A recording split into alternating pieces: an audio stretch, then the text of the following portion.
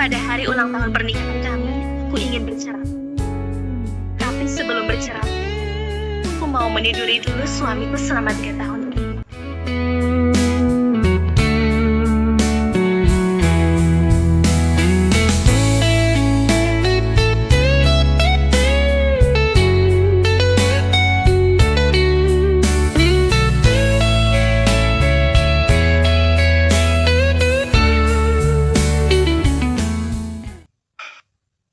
Kalau nggak mau cerai, ya jangan. Kamu kan juga menyukainya. Sekian tahun kamu menyukainya, sampai akhirnya kalian menikah. Kamu yakin rela berpisah? Jangan dengarkan Ana. Semua juga tahu kalau Daniel sama sekali nggak punya rasa padamu. Begitu gadis pujaannya kembali, Daniel hujani dia dengan 3 sumber daya utama. Itu artinya dia sama sekali nggak menganggapmu, kan? Siapa tahu salah paham. Nggak ada salah paham. Daniel sama sekali nggak mencintaimu. Kamu belum mau cerai juga. Kamu mau jadi bulan-bulanan orang lain. Erika, jangan karena seorang pria, kamu jadi abaikan harga dirimu. Begitu gadis pujaan Daniel berkuasa, kamu cuma bakal jadi selir sekaligus pembantu. Begitu dia bangun, aku akan bahas soal perceraian. Istriku lagi menyentuhku kan, pura-pura tidur saja. Biar makin lama di situ. Siapa itu yang bicara? Kok istriku nggak menyentuhku lagi? Apa dia sadar aku lagi pura-pura tidur? Aku mendadak bisa mendengar suara hatinya.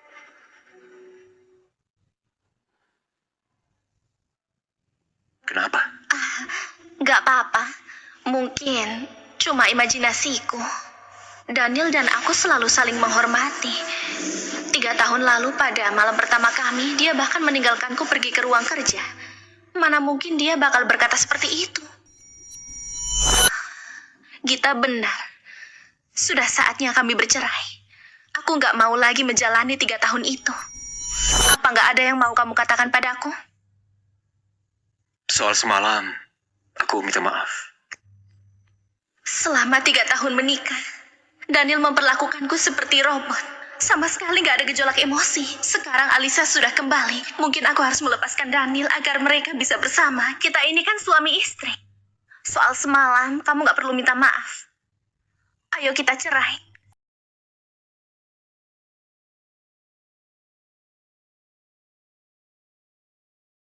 Coba kamu pikir baik-baik. Apa? Kenapa? Apa mungkin aku nggak memuaskannya semalam? Apa ini sebenarnya? Dari mana asal suara itu? Kamu kenapa? Jangan bilang karena aku saking mencintainya dan berharap dia memilihku, aku jadi halusinasi, kan? Bukan apa-apa. Aku sudah minta pengacara buatkan perjanjian. Oke. Sudah kuduga aku cuma halusinasi. Coba baca dulu. Ada poin lain yang mau ditambahin? Kamu bahkan gak melirik isinya. Nggak ada yang bisa dilihat juga. Apa dia segitu gak sabarnya bercerai?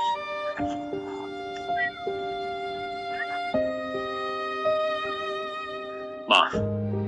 Ini halamannya jadi kotor. Masih punya salinan lain. Beneran ada salinan lain. Nggak mau. Aku nggak mau tanda tangan. Kalau aku tanda tangan, istriku nggak menginginkan pulang. Kalau aku cuma halusinasi, rasanya gak mungkin senyata ini. Aku nggak mau cerai. Jangan minta aku tanda tangan di salinan lain. Aku gak halusinasi. Aku beneran bisa mendengar suara hati suamiku.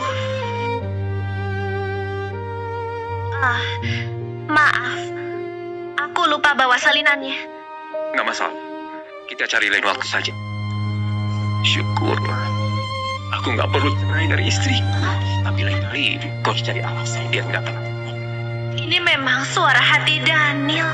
Ini beneran ungkapan perasaannya. Kenapa berbeda sekali dengan kepribadiannya? Kenapa istriku menatap mulutku? Apa mungkin semalam aku mencium tempat yang nggak seharusnya? Semalam itu? Aku agak mabuk semalam. Nggak usah dipikirkan. Nggak apa. Ini nggak akan mengaruhi hubungan kita. Apa maksudnya? Dia ingin kembali menjalani hubungan yang dingin itu. Kalau gitu, kapan kamu ada waktu? Maaf, aku angkat telepon dulu. Dia buru-buru banget mau angkat telepon. Itu pasti telepon dari Alisa. Dia nggak mau bercerai. Mungkin semata-mata karena nggak mau merusak kehidupan yang damai saat ini. Gadis pujaannya yang sebenarnya tetaplah Alisa. Untung saja ada telepon masuk. Aku jadi punya alasan buat menunggu. Kalau enggak, istriku pasti tanya lagi. Apaan aku punya waktu buat bahas perceraian? Dia menghindariku membahas soal perceraian. Bukan karena yang menelponnya itu Alisa. Lagi ada masalah gawat di kantor. Aku harus segera menanganinya. Aku harus apa? Gimana kalau istriku bahas perceraian lagi? Iya, kamu pergilah. Apa katamu? Kamu belum bercerai? Ada beberapa hal yang belum selesai. Aku mau pikir-pikir dulu sebelum memutuskan. Kalau aku bilang aku bisa mendengar suara hati Daniel, mereka pasti anggap aku gila. Erika, kamu nggak punya rasa malu. Dia saja nggak menyukaimu. Jadi kenapa kamu tetap ngotot jadi istrinya sih? Gita, kata-katamu terlalu kasar. Gimana pun juga, Erika itu kan teman kita. Kamu makanlah buah. Erika, kita berempat ini tumbuh bareng dan sudah lama bersahabat. Kamu tahu Gita itu belak-belakan. Kata-katanya yang kasar itu demi kebaikanmu sendiri. Jangan marah ya. Lalu ku dengar Daniel lagi siapin acara buat Alisa. Untuk kasih entah peluang apa padanya. Mungkin dia nggak sempat menangani urusan kalian. Selama 3 tahun menikah, mana pernah Daniel mengurus Erika? Belakangan ini juga dia mengabaikan Erika. Sayangnya malah ada yang mengharapkan sebaliknya. Rasakan tuh. Gita, kamu ini bicara apa sih? Daniel itu kan dulunya pria idaman para sosialita ibu kota. Lagian, Erika juga sudah bertahun-tahun menyukai Daniel. Wajar saja kalau Erika belum bisa melepaskannya. Erika, apa kamu nggak menyadari kalau selama ini cuma Kak Hans yang beneran peduli dan perhatian denganmu?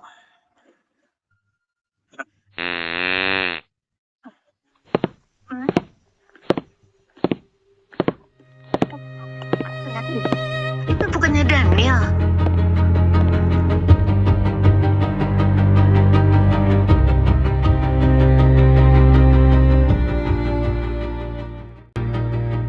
Erika, Daniel selalu menunjukkan kemesraannya bersama gadis pujaannya. Kamu tetap nggak mau bercerai dengan pria yang sama sekali nggak mencintaimu.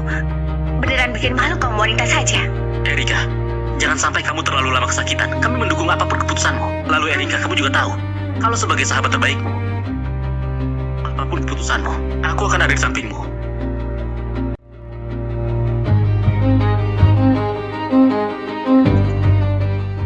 Daniel, kamu kenal orang-orang itu? Nggak penting. Ayo. Yuk, ruang private ada di sana. Dia bahkan pura-pura nggak mengenaliku di depan Alisa. Dia juga bilang aku nggak penting. Padahal semalam dia terus nggak mau merupakan aku. Tapi dalam sekejap, dia bertukar pandang dengan pria lain. Dan sepupuku dipermain. Namanya Hans Utomo. Dia teman masa kecilku.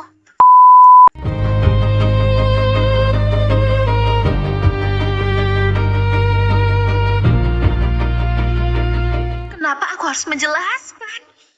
Dia yang salah paham, aku yang harus jelasin. Lagian, aku kan nggak ngapa-ngapain sama Hans. Dia yang selalu terlihat bareng Alisa. Aku terharu banget. Istriku mulai jelasin padaku. Tapi si Hans ini ganggu pemandangan saja. Andai aku bisa menghilangkan. Oh begitu. Karena dia temanmu, berarti dia juga temanku. Namaku Daniel Pirion, suami Erika. Halo. Kamu ini tadi habis menyentuh rambut istriku. Rasanya ingin kupotong saja. Dia nggak bisa lagi menyentuh sehelai pun rambut istriku. Selama ini, aku belum kenalin mereka padamu. Mereka bertiga ini teman-teman yang tumbuh besar bersama aku. Hans Utomo, Anna Laka, dan Gita Sekala. Kenapa istriku nggak tanya soal Alisa yang ada di sampingku? Apa dia nggak tertarik? Harus aku yang jelaskan lebih dulu. Oh, ini siapa? Dia Alisa Sutanto, artis yang baru bergabung dengan perusahaan. Ini istriku, Erika Sakti.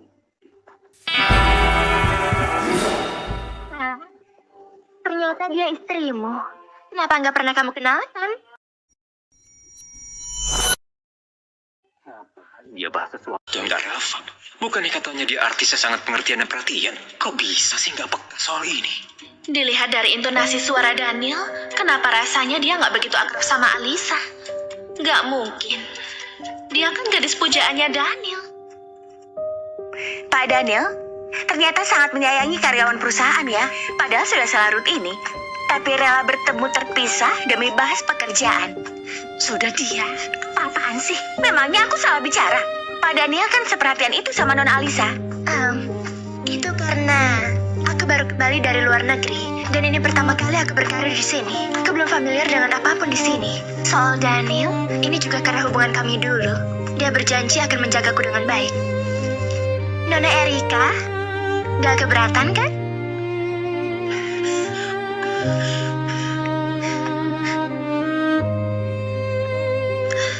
Apa istriku cemburu? Aku gak mau istriku salah paham. Tapi aku juga mau lihat dia cemburu. Gimana dong?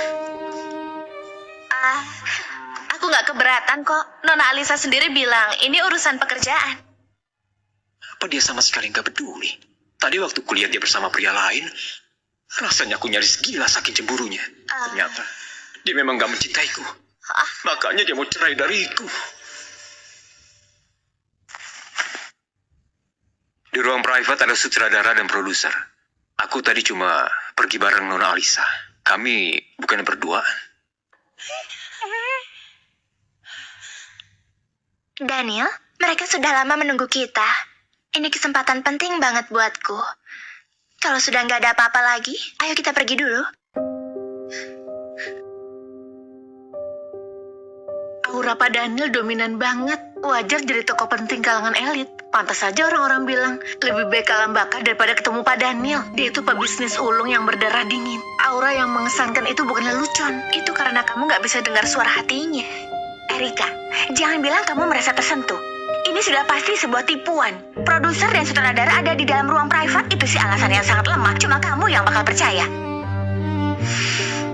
Menurutku Pak Daniel nggak mungkin berbohong begitu. Cuma sesama pria yang bisa memahami. Ini tipe kebohongan yang gak berbahaya. Kami gak keberatan menipu pasangan kami begini. Erika, aku berbeda loh. Aku gak akan membohongimu. Kalau bukan karena Daniel tadi salah paham soal aku dan Hans, aku pasti belum menyadari kalau Hans kayaknya terlalu ikut campur dengan kehidupan asmaraku. Kak Hans, aku selalu anggap kamu sebagai teman baik. Erika, aku beneran gak paham sama kamu. Kok bisa sih kamu masih menyimpan rasa pada seorang pria yang tega meninggalkanmu di malam pertama? Sadarlah, dia sama sekali gak mencintaimu. Kamu masih muda, kan lebih baik meminimalisasi kerugian. Bukankah lebih baik bersama pria yang mencintaimu? Sebelum mendengar suara hati Daniel, aku berpikir begitu. Kali ini, aku harus luruskan semua kesalahpahaman. Aku harus bertanya dengan jelas. Sekalipun harus bercerai, tetap saja jangan ada kesalahpahaman. Dia pulang. Pas banget. Akan kupakai momen ini buat perjelas segalanya.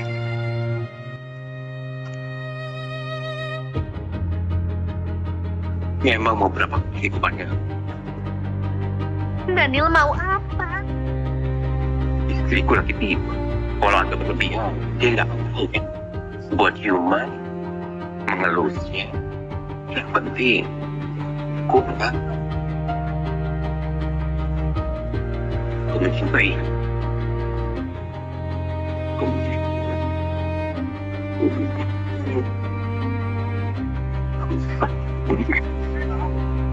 Dia mencintai. Alasan dia nggak mau bercerai itu karena dia mencintai. Dia bilang, dia dan aku hanya berteman. Harus aku mempercayainya. Tapi begitu kulihat dia sedang bersama pria lain, rasanya aku ingin dia tetap di sini. Gimana kalau hari berikutnya dia bantu kurantai dia yang ku gembok rasanya yang dibuat khusus. Pasti nggak bisa tempat kamu. Kalau tangan dan kaki kami dirantai ini nggak akan bisa.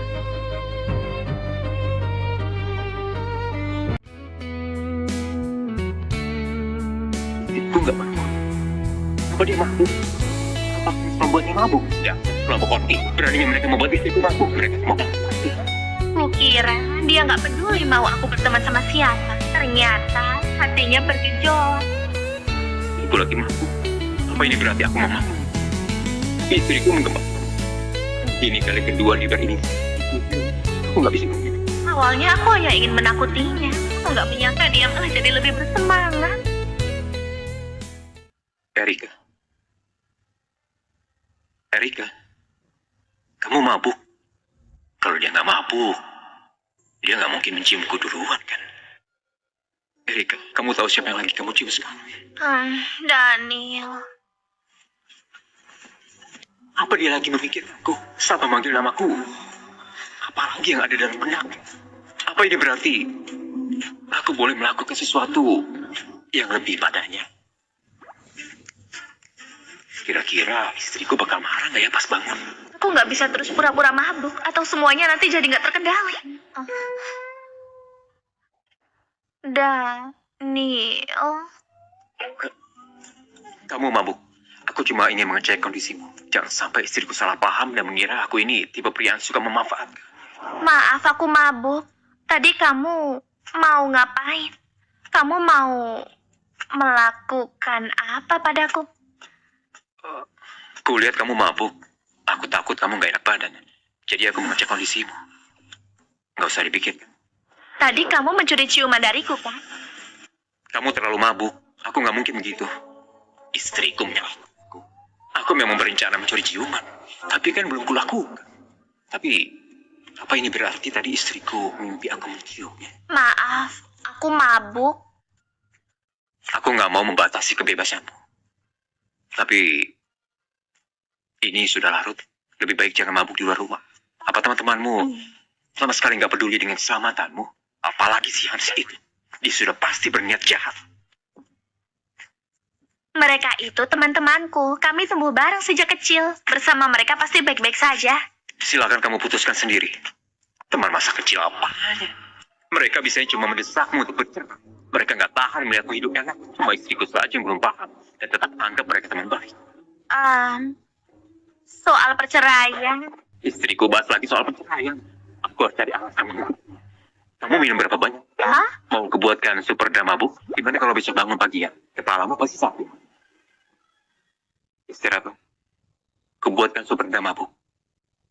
Sikapku ini bukannya terlalu ketahuan. Sudah, biarkan saja. Asalkan perceraian nggak diungkit, apa juga boleh. Kamu nggak mau bercerai ya? Tentu saja bukan. Gawat. Aku nggak seharusnya bilang begitu. Gimana kalau istriku jadi salah paham? Gimana ini kalau dia mau cerai? Tentu saja aku nggak mau bercerai. Sampai mati pun aku nggak mau cerai. Tapi gimana kalau istriku malah mengira aku terus mengganggu hidupnya? Aku nggak mau dibenci istriku. Apa perlu ku jelaskan? Haruskah aku jelaskan? Tadi aku mau bilang kalau nggak mau cerai ya sudah. Apa maksudnya itu? Istriku setuju nggak jadi bercerai. Tapi karena kamu mau pisah. Sebenarnya aku tidak bicara apa sih? Apa sudah terlambat untuk mengubah pilihanku? Aku nggak mau cerai. Sebenarnya perceraian itu hal yang sangat merepotkan. Kalau bisa, nggak usah cerai saja. Cuma itu alasannya. Nggak ada alasan lain. Lalu, itu juga akan mengaruhi harga saham perusahaan. Kecuali kalau perlu, lebih baik nggak usah cerai. Nggak ada hubungannya sama harga saham. Aku cuma nggak mau cerai dari istriku. Oh. Terus, apa kamu membenciku?